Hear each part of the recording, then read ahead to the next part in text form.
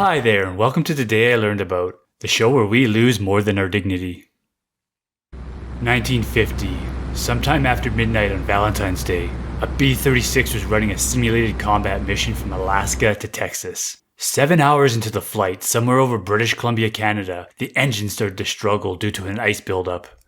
The captain made a decision to save his crew. He steered his plane towards land so that they could bail out. He put the plane on autopilot so it would crash into the mountains of Princess Royal Island. Before jumping out, he looked back over his shoulder at the main cargo of the plane. A feeling of dread sunk into his stomach. He had just lost control of something terrible that in the wrong hands could lead to the end of tens of thousands of lives instantly.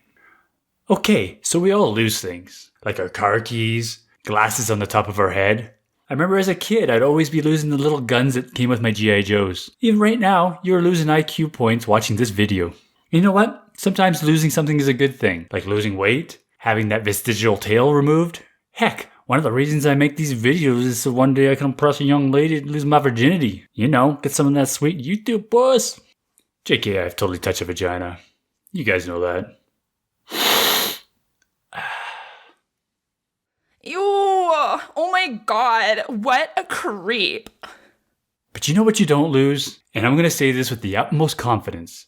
All the things that should never get lost is a nuclear warhead. It's like the top thing. And I'll give you one guess what the cargo of that B-36 was. Yeah, a fucking nuke. The US government lost a nuclear warhead. Like, holy shit, that's scary. But thank God it only happened once and it was quickly recovered. But yeah, no. There's been 32 separate incidents. 32. 32 lost nuclear weapons. Good lord titty fuck. That is not a good record. Oh, and by the way, some of these nukes still have not been recovered. Yeah, they're like deep in some water or whatever, and the government's like, oh well. So the code word they use is broken arrow. It refers to an accident that involves a nuclear weapon or nuclear weapon component, but does not create the risk of a nuclear war.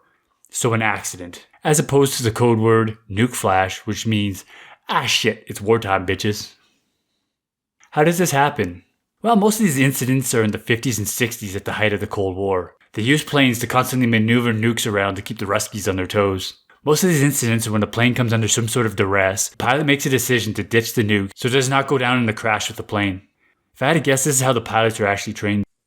You will be taking a nuke from point A to point B. This is a highly dangerous mission. One mistake could cost tens of thousands of lives. Do you understand? Sir, yes sir. These weapons are 100 times more explosive than that was used in Hiroshima. One mistake and there will be no survivors. Do you understand? Sir, yes sir. Are there any questions? Sir, what if the plane malfunctions, sir? Well, I mean, there's nothing you can do to control that. You ditch the nuke, get the fuck out of there. You do not want to be around when these things go off. That is somebody else's problem. So is there potential for one of these bombs just to randomly go off when they're lost? Yeah, absolutely, that could happen. Has it ever happened? No. There's several documented incidents that they come close to going off. But to clarify, close only counts in horseshoes and hand grenades. And apparently they do make these things a little harder than grenades to set off. Something called nuclear surety is in place to prevent accidental explosions. First, it requires intention, so a code or a signal from, let's say, the president. Then local arming from two crew members independent of each other. And then an environmental signal, like pressure from the altitude or a radar sensor. When all these conditions are met, the most difficult part of the nuclear explosion can occur, which is a precise and controlled manner of setting off the chain reaction. So even if all these safety devices fail, exact conditions still need to occur. It takes more than a kick from a donkey to reach critical ass. In theory, you could walk up and shoot a nuclear device and nothing would happen. But I'm gonna wait in this bunker way over here while you go ahead and try that.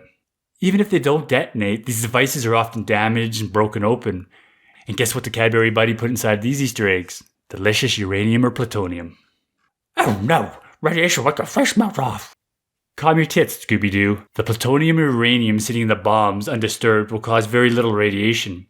So as long as the particles don't get into the air or leach into the water, there is no immediate danger. In fact, some of these devices have been sitting around for 60 years. With little effect. So to sum it up, the government actually lost control of nuclear warheads 32 times. I don't know what's more disturbing, the fact that it happened once, or the fact that it's happened so many times there's a term for it. Next time you lose your keys, breathe a sigh of relief knowing you didn't put thousands of people's lives in danger. And you're just an idiot that's only going to be late for something that no one cared if you showed up for anyways. But hey, you know what? I want to see you again. I care. Let's be friends. Hit that subscribe button so we can be together forever. So long and stay frosty.